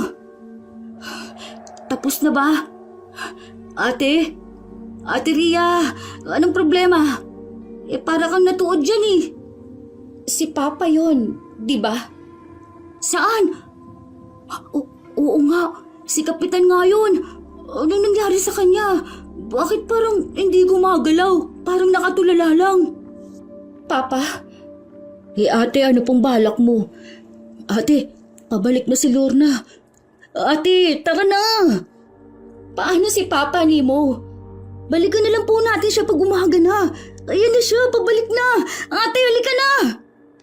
Sandali lang. Dito muna tayo magtago. Gusto kong makatiyak. Gusto kong makita kung totoong manananggal si Lorna. Mabilis na napayuko si Ria at Nemo nang biglang bumukas ang bintana. Kinuha ni Lorna ang langis na pinalit ni Ria, saka muling lumabas ng bahay. Ayan na ate, gagamitin na niya. Shh! Huwag ka maingay. Baka marinig tayo. Yung video cam, bilisan mo, i-record mo. Ito na po ate. I-open mo na yung cam, dali! Ito na. Sinong nandyan? Nalintikan na. Tara na, dali! Sorry na po! Pasensya na! May tao ba riyan? Sino kayo? Wala pong tao rito. Huwag ka nang sumagot! Maririnig ka pa niyan eh. Tara na, bilisan mo na! Dito tayo! Mabilis silang kumaripas palayo habang pilit pinipigilan ni Ria ang kaluskos na mga dahon sa ilalim ng kanyang mga paa. Si Nemo naman halos matapilok sa pagmamadali habang mahigpit na hawak pa rin ang cellphone. Sana hindi niya tayo nakita. Ikaw kasi! Aray, ate! Masakit yan! Masasaktan ka talaga. Ay, ano ba naman, Nemo? Muntik na tayong mahuli Sabi ko na sa'yo, ihanda mo na yan. Sorry ate, madilim kasi. Huwag ka na nga magbiro. Hindi to nakakatawa Sorry po, nataranta lang ako eh. Ay, paano na yan? Paano natin siya uhulihin ngayong alam niyang may nagmamasid sa kanya? Mabuti pa siguro, umuwi na lang po muna tayo. May choice pa ba tayo? Binulgar mo na tayo? Shh! Sandali lang ate. Ano na naman? Shh! Naririnig mo yun? Yung pagaspas? Pagaspas? Oo, siya yun. Si Lorna. Tara na, pagkakataon na natin to. Ate, ano yun? Parang galing po sa bahay niyo yung sigaw. Hindi. Nandyan naman sila Manang Pasing at Mamberto. Kaya na nila yon. Ang importante, mailigtas natin si Papa at malagyan ng asin at bawang ang kalahating katawan ni Lorna. Tara na, bilis! Mabilis silang tumakbo pabalik sa bahay ng lola ni Lorna. Pagkarating nila roon, agad nilang hinanap ang kalahating katawan nito na madali lang rin nilang natagpuan sa likod bahay. Ito na yon. Nemo, ang asin! Sinasabi ko na nga ba Nemo, ilag! Akala mo ba mauutakan mo kami? Etong sayo! Bagay sa kutis mo ang asin! Ate, Bilis, ako nang bahala dito. Lagyan mo ng maraming asin at bawang ang kalahati ng katawan niya. Mabilis na umatras si Nemo habang si Ria ay humarang sa harapan ni Lorna. Hawak niya ang bote ng espesyal na langis sa isang kamay at sa kabilang kamay ang buntot pagi. Taas no siyang nakatingala kay Lorna. Ano kayang mangyayari kung hinila ko yung bituka mo? Hindi niyo ko kilala, Rhea. Hindi niyo alam kung anong pinasok niyo. Tama ka, hindi kita kilala. Noon. Pero ngayon, kilalang kilala na kita. At ngayong hindi ka makabalik sa katawan mo, tapos ka na. Ngayon na, Nemo! Sige, subukan niyo. Kung hindi, mamamatay ang mahal mong ama. Ano? Anong ginawa mo sa papa ko? Hayop ka! Hindi ka lang pala higad. Halimaw ka pa! Dahil ginawa kong halimaw ng ama mo. Anong ibig mong sabihin? Kasalanan ng tatay mo kung bakit ako nagkaganito. huwag kang makinig sa kanya, Ate Ria. Nililito ka lang niya. Manahimik ka, lalaki. Kasalanan talaga to ng magaling na tatay ng amo mo. Niloko niya ako at ginawang halimaw. Hindi ako naniniwala sa'yo. Kasinungalingan ang sinasabi mo. Totoo ang sinasabi ko. Dalaga pa lang ako noon na magkakilala kami. Akala ko mahal niya ako. Pero ginamit lang ako ng ama mo. Baka naman ikaw ang gamit kay Kapitan. Manahimik ka! Isang salita mo pa at mamamatay si Kapitan! Ano ba kasing sinasabi mo, Lorna? Hindi mo ako madadaan sa mga iyak mo. Ginamit ako ng papa mo para mapakasalan ng mama mo. Ano? Parang biglang tumigil ang mundo ni Rhea sa narinig. Tumama ang bawat salita ni Lorna na parang buntot pagi sa dibdib ng dalaga. Mahapti, madiin, at mahirap paniwalaan. Hindi. Hindi totoo yan. Hindi gagawin ng papa ko yun. Pikit batang sinunod ko lahat ng gusto niya. Lahat ng sakit tiniis ko. Hanggang sa piliin niya ang mama mo. Habang ako isinumpa niya. Hindi rason yan para kumain ka ng tao. Hindi rason. Isinumpa ako ng dugo ng ama niyong ginagalang. Ako ang naging daan ng dilim dahil wala nang natira sa akin. Wala! Huwag kang makinig sa kanya, ate! Nemo! Ayos ka lang. Ate, nawala siya. Nakatakas siya, ate. Paano nangyari yun? Yung anino. Nakita ko may dumaang anino. Ang kulagwit. Niligtas siya ng buwisit na kulagwit. Ate, umalis na po tayo dito. Si Papa. Balikan natin si Papa. Bilis! Mabilis na umikot ng bahay si Rhea. Pero pagkarating nila roon, wala na ang ama ng dalaga. Kahit si Lorna o kahit ang kulagwit ay wala na rin. Pa! Pa! Papa, nasan ka na? Kapitan! Ay, wala na pong tao sa loob, ate. Nakatakas na sila. Tingin ko po kasamang itinakas ng kulagwit si Kapitan. Anong gagawin natin ngayon, Nemo? Ate, huwag po kayong panghinaan ng loob. Paano kung hindi panghihinaan ng loob, ha? Nemo, ang papa ko. Wala na siya. Ate, huwag po kayong mag-isip ng ganyan. Hindi nila basta-basta papatayin si Kapitan. Paano kung mali ka, Nemo? Ate, mabuti pa po, umuwi na muna tayo. Inaantay na po kayo ni Ma'am Clara sa bahay. Tulalang naglakad pa uwi si Rhea at Nemo. Pagkarating nila sa bahay, sinalubong sila ng amoy ng kamangyan. Bukas ang ilaw sa loob at doon nakaupo sa gilid ng kama si Manang Pasing. Gising pero halatang pagod. Sa tabi niya nakahiga pa rin si Clara. Salamat sa Diyos at ligtas kayo. Ano nangyari? Nakatakas siya. Nakatakas sila. Wala si Papa. Oh, ano nangyari? Kumusta ang misyon niyo? Anong ibig mong sabihin wala na ang papa mo? Bihag na po siya ng kulagwit at ni Lorna. Ano? Bigo kami at kasalanan ko to. Hindi, ate. Hindi mo kasalanan to. Ano ba talagang nangyari? Nahuli na sana namin si Lorna. Nahanap namin ang kalahating katawan niya. Lalagyan na sana namin ng bawang at asin, pero biglang may dumaan na anino. Yung kulagwit. Itinakas niya si Lorna. Kung ganon, doon pala siya nagtago matapos naming mapalayas dito. Diyos ko!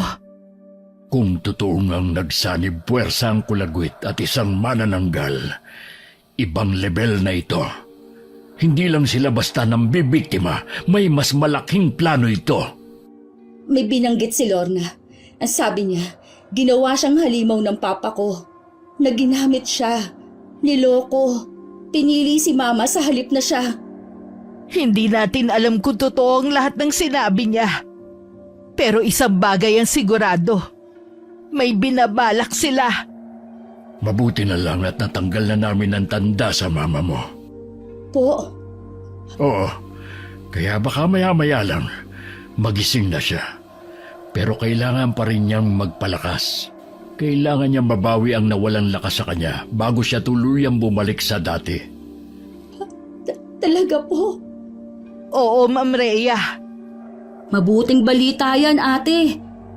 Ang mabuti pa, magpahinga na muna tayo ngayon. Napagod tayong lahat. Kailangan natin bumawi ng lakas dahil hindi pa dito nagtatapos ito. Ramdam ko, babalik sila. Kahit papano, nakahinga ng maluwag si Rhea sa balitang ibinahagi ni Manang Pasing at Mang Berto. Pero binabagabag pa rin siya ng mga salitang narinig niya mula kay Lorna. Kinabukasan, Maagang bumangon si Ria. Baka sa mukha niyang hindi nakatulog ng maayos. Uy, ang aga mo namang nagising, Ria. Ang totoo po, Mang Berto, hindi po talaga ako nakatulog. Kayo po, ang aga nyo rin yatang gising ha. Pupuntahan ko yung mga kabarangay nating nabiktima ng mga aswang. Hihikayatin ko silang tumulong sa atin. Sayang po, hindi namin nagawang makakuha ng video ni Nemo kagabi. Magagamit sana nating ebidensya yon para mas mapaniwala sila. Sino po nagsabing wala akong nakuha? Kanina ka pa bang gising? Kagigising ko lang po. Nasa bag yung video cam natin kagabi. Ha? Ibig mong sabihin? Nakakuha ako ng picture, ate. Habang nagsasagutan po kayo ni Lorna kagabi, palihim po akong kumuha ng shot. Oo nga! Pero sana video na lang yun, Nemo. Nanginginig po kasi yung kamay ko sa takot. Di ko na kinaya mag-video eh. Ay sige, malaking tulong yan. Gagamitin ko yan para kumbinsin silang tumulong. Sige po, mag-ingat po kayo. Pagkalis ni Mang Berto, nagising na rin si Clara. Mas maayos na ang kalagayan niya ngayon kumpara sa dati, noong may tanda pa siya ng kulagwit. Ate Ria, gising na po si Ma'am Clara. Ma! Huwag mo muna kayong babangon. Ano nangyari? Manang Pasing, gising na po si Mama. Ah, talaga ba? Magandang balita yan. Pero ang mabuti po, Ma'am, dalhin na natin siya sa ospital. Hindi pa siya tuluyang magaling. Mas ligtas siya ron kesa dito sa mansyon. Baka kasi... Bumalik si na Lorna at ang kulagwit. Naiintindihan ko po. Mabilis na tumawag si Ria sa kakilala niyang doktor para sabihing dadali niya si Clara sa ospital kung saan ito nagtatrabaho. Ibinili niya ang ina sa kaibigang doktor ng pamilya. Habang wala pang balita mula sa lakad ni Mang Berto, nagtuloy sila sa pagsasanay at paghahanda. Dahan-dahan lang, Ma'am Rhea. Hindi mo kailangang gamitin ang buong lakas mo. Ang importante, may kumpiyansa ka at tiyempo. Tulad po nito. Yan, ganyan. Ramdam ko yung galit mo. Gamitin mo yan sa tama. Aba, nagsasanay na pala kayo. Pwede ba kaming sumali riyan? Mang Berto! Ang dami niyo pong kasama. Lahat yan na kumbinsi mong lumaban. Ganun na nga. Ayos to. Siguradong matatalo na po natin sila. Mabilis na umakyat si Ria sa upuan at inagaw ang atensyon ng lahat. Kinausap niya ang mga taong naroon. Makinig kayo. Lahat kayong nandito ngayon. Nagpapasalamat ako dahil handa kayong tulungan kaming puksain ang mga lintek na aswang na yan. Alam kong nagtataka kayo at ang iba sa inyo ay hinahanap si Kapitan. Kagaya ng iniisip ninyo, nasa ilalim ng itim na kapangyarihan ni Lorna ang papa ko. At ngayon, bihag siya nila. Noong mga panahong kailangan ng tulong ng barangay, nariyan ang papa ko. Ngayon, siya naman ang nangangailangan. Tayo naman ang tutulong sa kanya. Para kay Kapitan! Para sa biktima ng lecheng aswang! Para sa kalayaan ng barangay natin! Mabuhay! Matapos ang palakpakan at sigawan ng mga taong sumuporta, nagsimula nang magsipwesto ang lahat sa loob ng bakuran. Hinati-hati ni Mang Berto ang mga dala niyang kagamitan, rosaryo, langis, asin at mga buntot page na mistulang naging espada ng mga ordinaryong tao. Makinig kayong lahat. Hindi ito simpleng gulo. Hindi rin ito basta-bastang kalaban. Ang mga aswang na to, lalo na ang kulagwit, ay hindi basta nasusugpo sa sugat. Ang kailangan ay pananampalataya, lakas ng loob, at disiplina. At tamang timing. Huwag na huwag kayong basta susugod. Sundin ang senyales at huwag kayong lalayo sa mga guhit ng asin.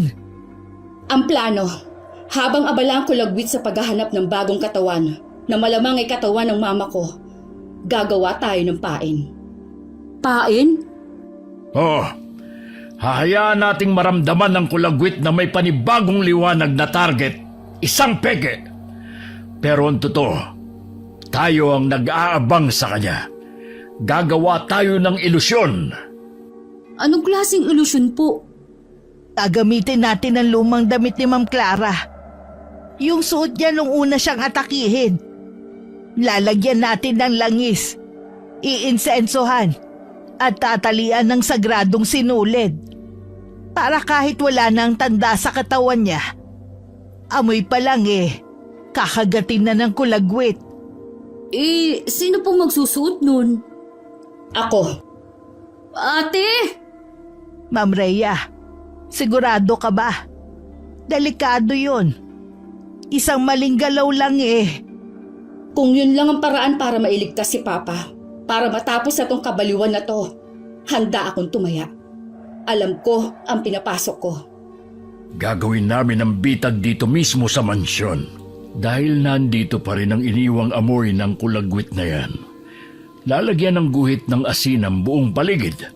Bubuuin ng 3 bilog. Isa sa labas, isa sa gitna, at isa sa pinakagitna kung saan ka titigil, Rhea. 3 guhit? isang proteksyon, isang babala, at isang silid para sa paglaban. At kung tama ang hinala ko, sa susunod na gabi, sa kabilugan ng buwan, darating sila. At doon na matatapos ang lahat. Ay, mukha lang pong madaling pakinggan ang lahat pero sobrang delikado po. Sana lang sa pagkakataong to, umayo na sa atin ang pagkakataon. Hindi ko rin alam kung kakayanin ko, Nemo. Pero ang sigurado ako, hindi ako papayag na mawala pa ang isa pang mahal ko. Hindi habang nandito pa ako. Hindi habang may chance pa tayong lumaban.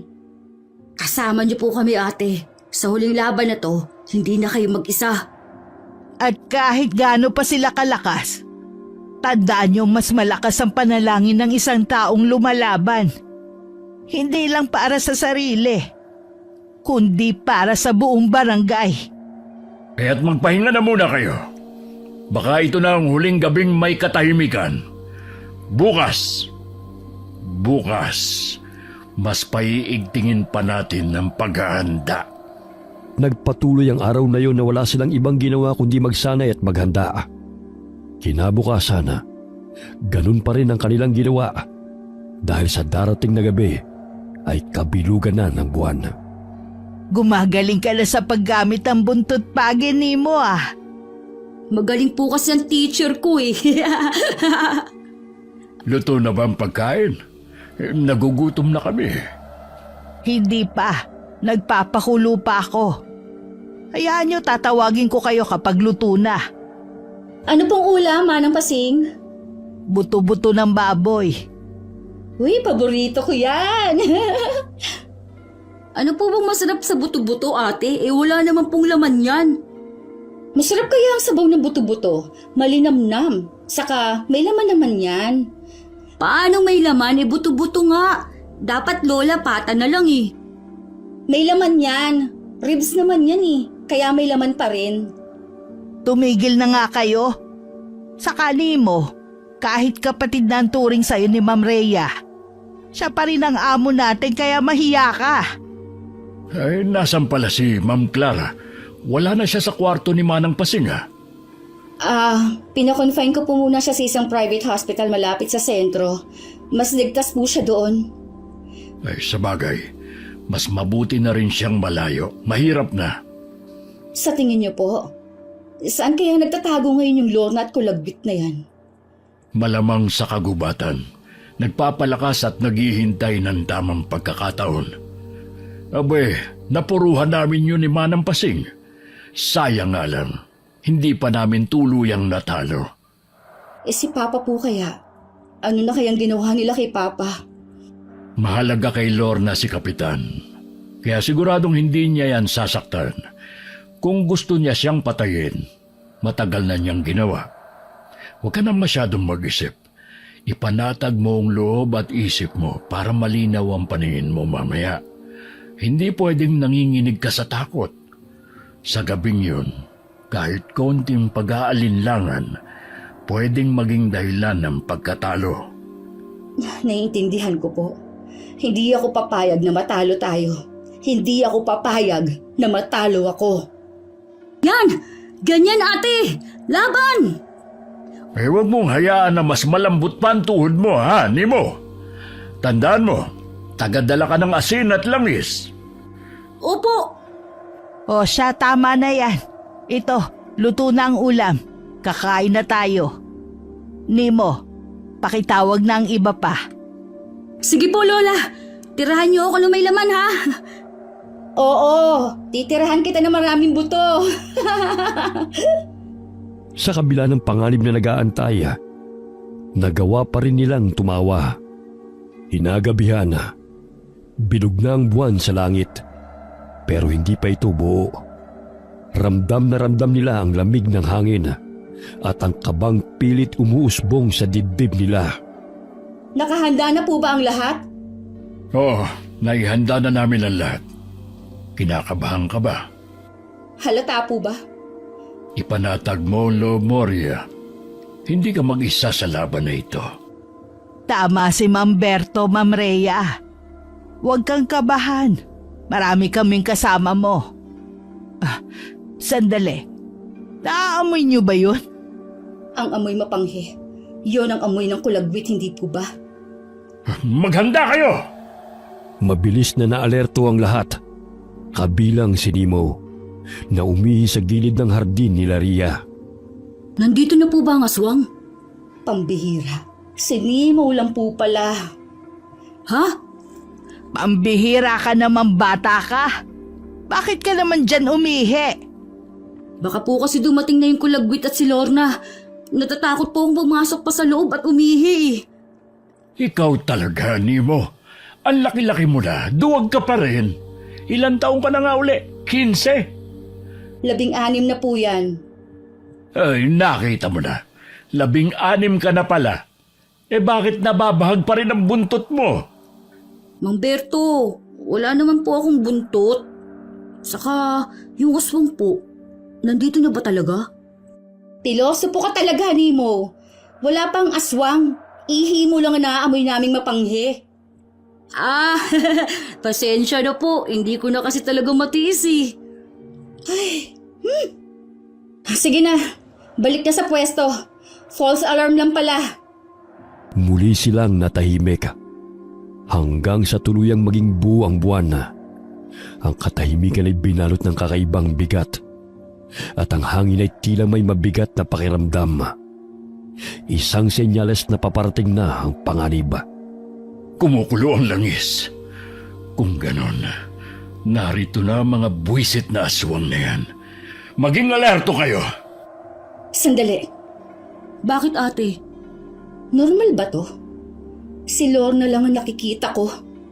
Tama ka. At mukhang may kakaiba sa kanya. Dahil ba hindi hati ang katawan niya? Hindi yon. Kung ganun, ano po? Nararamdaman ko sa kanya ang enerhiya ng kulagwit. Ano po? Sana nga mali ang pakiramdam ni Manang Pasing. Pero yun din ang nararamdaman ko. Ngayon lang nangyari ang ganito, na isang kapwa niya aswang ang ginamit ng kulagwit bilang panibagong katawan. Kung ganun po, ano na po mangyayari? Hindi ko alam. Ni hindi ko man lang naisip na posibleng mangyari ito. Po, Pero huwag kayong kabahan ni panghinaan ng loob. Dahil naaamoy niya yon. Doon mas lumalakas ang kapangyarihan niya. Kagaya pa rin ng plano. Ria, dadalhin mo siya sa gitnang bilog. Doon natin siya papalibutan at tatapusin. sige po. Ano man ang mangyari, kailangan na nating tapusin to. Ngayong gabi mismo. Mag-iingat ka ate. Walang takot na naglakad si Ria palapit kay Lorna. Suot ang damit ng mama niya, gaya ng plano nila. Akala mo ba malilinla mo ko sa amoy lang ng damit? Ang boses niya, parang hindi na siya si Lorna. Kung ganun tuluyan ang pinasok ng kulagwit ang katawan ni Lorna, kailangan ko mag-ingat. Anong binubulong-bulong mo dyan, ha? Anak ni Kapitan? Natatakot ka na ba? Nababahag na ba ang buntot mo? Gaya ng duwag mong ama? Nasaan ang papa ko? Ha? Anong ginawa mo sa kanya? Huwag kang mag-alala. Ligtas pa naman ang ama mo. Sa ngayon, plano ko kasing unahin kayo para makita niya at maramdaman kung anong pakiramdam ng mag-isa. Lorna? Hayop! Hayop ka talaga, Lorna! Pero kahit pa nasa katawan mong kulugwit, hindi ako natatakot sa'yo. Yan ang gusto ko. Palaban! Sinong tinakot mo, tanda? Akala mo malilito-lito mo ako sa pagpapalit-palit ninyong dalawa ni Lorna? Alam pong hindi ka na si Lorna, kundi ang kulagwit na mismo. Tandaan mo to. Mapa si Lorna ka man o ang kulagwit, papatayin kita. Saka, buti naman nagpakita ka na. Hindi ka na nagtatago sa dilim na parang isang batang naduduwag. Matalim ang dila mo, bata. Pero tandaan mong hindi lahat ng matalas ay kayang sumugat. Minsan kapag nagkamali ng tama, sarili mong labi ang dudugo. Kasabay ng malakas na halakhak. Mabilis na kumilos ang kulagwit. Parang bigla itong naging hangin sa bilis. Asan na siya? Sa likod mo, ate! Ang bilis niya. Buwisit. Muntik na ako dun. Nasaan ka? Magpakita ka! Alam mo kasing talo ka na sa pisikal na laban, kaya umaasa ka na lang sa itim na mahika mo. Ria, gamitin mo ang langis. Yung nasa bulsa mo. Ngayon na! Tama, ang langis. Mabilis na sinaboy ni Ria ang langis na nakalagay sa bulsa niya. Tinamaan ng langis ang katawan ni Lorna at sa isang iglap, nagniningning ang kanyang anyo sa paningin ni Ria. Tila lumalaban ang kulagwit sa anyong hindi kanya. Buisit! Anong ginawa mo? Gotcha! Malabo na ba ang mata mo? At hindi mo napansin ang bilog na gawa sa asin? Nakalimutan mo na bang hindi ka makalabas sa sakop niyan? Walang kwenta yung mga laruan mo. Akala mo ba kaya mo kong ikulong? Ako ang kulagwit. Hindi ako isang mababang espiritong natatakot sa asin ng simbahan. Paano? Mang Berto! Ano pong ginagawa ninyo, Mang Berto? Akala ko po ba susundin pa rin natin ang plano? Dapat hindi pa ngayon. Hindi mo ba nakita ang ginawa niya? Nagawa niya makalabas sa bilog na banal na asin.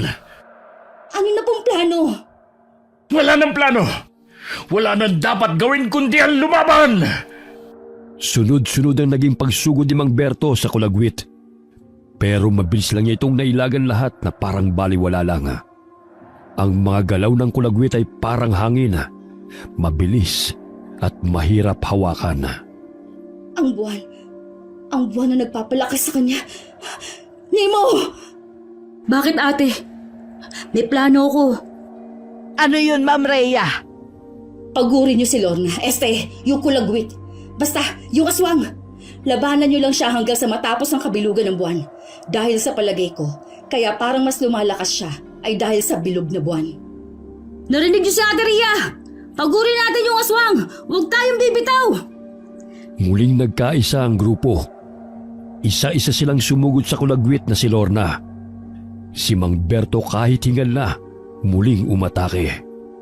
Si Manang Pasing naman ay hindi na nagdalawang isip na gamitin ang tinatago niyang anting-anting. Habang si Ria ay patuloy na nagmamasid sa kalangitan. Ate Ria! Humihina na po liwanag na buwan! Hudyat na tapos na itong maging buo. Pero konti pa. Konti na lang. Ngayon na! Ngayon na daw! Lola! Dali niyo po siya magpunta sa bilog! Bigla siyang nawala. Nasa na siya? Nasa na? Sa likod mo, ate! Mabilis na napayuko si Ria. At mabilis namang sinabuyan ng asin ni Nemo ang kulagwit. Dahilan para matamaan ito at mapasigaw. Ate, ayos lang po ba kayo? Oo, ayos lang ako. Ayun siya! Huwag nang pakawalan yan! Hatawin siya ng hatawin ng buntot pagi! Dalhin niyo sa bilog. Pagkatapos ay itali ninyo. Tingnan natin kung makawala ka pa. Lola, may sugat po kayo. Ayos lang ako, Nemo. Huwag mo ko alalahanin. Kaya ko ang sarili ko. Nakatali na siya. Chuck, ngayon, wala na siyang kawala. Buisit! Mga buisit kayo! Pakawalan niyo ako! Siya na po ulit si Lorna, ate. Manigas ka, Lorna. Akala niyo ba maliligtas niyo pa si Kapitan? Hindi niyo na siya maliligtas pa kahit patayin niyo ako. Anong ibig mong sabihin? Ate, huminahon ka. Ano po nangyayari? Bakit bumalik ulit si Aling Lorna? Akala ko po ba yun ang kinanang kulagwit ng katawan niya? Mukhang mali tayo. Ginamit lang ng kulagwit ang katawan niya, pero hindi yun ang katawang lilipatan niya. Ano pong ibig ninyong sabihin? Sabi ko naman sa inyo eh. Manahimik ka, sabi! Bakit mo ko sinuntok sa ilong? Hayop ka! Hindi lang ilong mo susuntukin ko pag hindi ka tumahimik. Mang Berto, anong ibig niyong sabihin? Si Kapitan, baka siya ang bagong lilipatan ng kulagwit. Ano? Parang tumigil ang mundo ni Rhea sa narinig. Buong akala niya ay maililigtas niya ang kanyang ama. Pero hindi pa rin pala. Nasaan ang papa ko? Sumagot ka! Sasagot ka ba o susuntukin kita ulit? Suntukin mo na lang ulit ako! Buiset! Akin ang langis! Bilis! Ito na po, ate. Ano? Sasabihin mo kung nasa ng papa ko o ipaiinom ko sa'yo tong langis? Mamili ka! Oo na! Magsasalita na ako! Magsasalita ka rin pala? Pinatagal mo pa? O ano na? Nasaan ang papa ko? Nandun sa bahay niya. Aling bahay? Yung bahay malapit sa gubat. Pagkatapos sabihin ni Lorna, mabilis na tumayo si Rhea at tumakbo papunta sa lugar na sinabi nito. Mabilis namang sumunod sa kanya si Nemo. Pa? Papa? Pa, nandyan ka ba? Ate, si Kapitan, nandun oh. Pa! Diyos ko! Anong nangyari? Buhay pa ba siya, Nemo? Ate, nanginginig ka. Hindi ko mapapatawad ang gumawa sa'yo nito. Ate, may pulso pa naman po siya. Tulungan mo ako, Nemo. Buhatin natin siya. Nagtulong si Nemo at Rhea na buhatin si Kapitana at inuwi ito sa bahay. Pagkarating nila ay naabutan pa nilang nakatali si Lorna habang pinapalibutan ng grupo. Kapitan! Ano nangyari sa kanya? Natagpuan po namin siya doon. Walang malay. Sa lumang bahay, malapit sa bungad ng gubat. Diyos ko, Mang Berto, tulungan mo nga kami rito. Oh, nariyan na pala kayo. Diyos ko. Kapitan, tara, dalhin natin siya sa silid ni Manang Pasing. Mas malapit doon ang mga gamit panlunas. Ano po kaya sa tingin ninyong nangyari sa kanya? Ibinaba nila si Kapitan sa banig na may malinis na kumot. Agad na kumuha ng tubig at langis na ginagamit sa panggagamot si Manang Pasing. Habang si Mang Berto naman ay may kung anong binulong sa kahinipan si Kapitana. Ligtas naman ang papa mo. Kailangan niya lang magamot na maayos at makapagpahinga. Mukhang matindi ang puwersang ginamit ng kulagwit pero hindi siya tuluyang sinaniban. Pero bakit po kaya basta nalang iniwan ng kulagwit si Kapitan? Akala ko po ba kailangan niya ng bagong katawang malilipatan? Pagpasalamat na lang tayo, Nemo, na walang masamang nangyari. Siguro malalang natamo niyang pinsala. Baka nasugatan sa pagtakas o nasaktan ng sarili niyang anting-anting. Minsan kapag nasali ng espiritu sa mismong sigid ng kamatayan, kusa itong umaatras. Ano na po gagawin natin ngayon kay Lorna? Ang taong bayan na bahala sa kanya. Hindi natin siya kailangang paghigantihan pero kailangan niyang panagutan ang lahat ng ginawa niya sa ilalim ng batas ng barangay at ng matatanda. May bahagi kay Rhea na naaawa siya kay Lorna. Pero alam din niyang dapat pagbayaran nito ang mga kasalanang nagawa niya. Matapos magamot ni Mang Berto si Kapitana, nagpasa silang ipagpaliban muna ang hatol kay Lorna at ituloy ito kinabukasan. Maagang nagising si Rhea. Masaya ka ba? Bakit ako magiging masaya? Nakatakas sa buwisit na lola mo. Hindi ko siya lola. Ano? Kung ganun, sino siya? Hindi mo na kailangan malaman pa. Ah, ganun ba? Sige. Ayos lang naman sa akin dahil hindi naman ako yung lugi. Imagine, ikaw ang hahatulan ng taong bayan habang ang kulagwit na yon ay malaya. Oh, bakit? Anong nakakatawa? Wala. Dahil hanggang buhay ang kulagwit na yon, natitiyak ko ring hindi pa rin kayo ligtas. Mariing na ikuyom ni Rhea ang kanyang kamao. Batid niyang may laman ang mga sinabi ni Lorna. Pero wala na siyang pakialam doon. Ang mahalaga sa kanya ay mawala si Lorna sa pamilya nila. Dahil naroon naman si Mang Berto at Manang Pasing na handang harapin ang kulagwit. Ikaw bahala. Ako nga ba talaga ang dapat mong pagtuunan ng galit, Rhea? O baka naman natatakot ka lang? Dahil kahit ikulong mo ko, hindi mo pa rin kayang kontrolin ang takbo ng mga pangyayari. Hindi ako natatakot. Naiinis lang ako sa mga tulad mong puro salita. Pagkatapos ng araw na to, tapos ng lahat. Tapos ka na. Akala mo lang yan. Pero sige, gawin mo ang gusto mong gawin. Isa lang ang sigurado ko. Hindi mo mapipigil ang darating. Ipaalam ko lang rin sa'yo kung ano man yan, nakahanda ako. Dali nga sa plaza ang babaeng yan! Pagsisisihan mo to! Huwag mo nang intindihin ang sinabi sa iyo ng babaeng yun. Ang mahalaga ay nahuli na natin siya at maparusahan. May problema po ba? Ang totoo niyan ay inaasahan ko na ito. Ang alin po? Na baka hindi natin matalo ang kulagwit. Naiintindihan ko po. Sa totoo lang, hindi naman ang kulagwit ang iniisip ko eh. Sapat na sa akin malaman na wala nang tanda sa mama ko.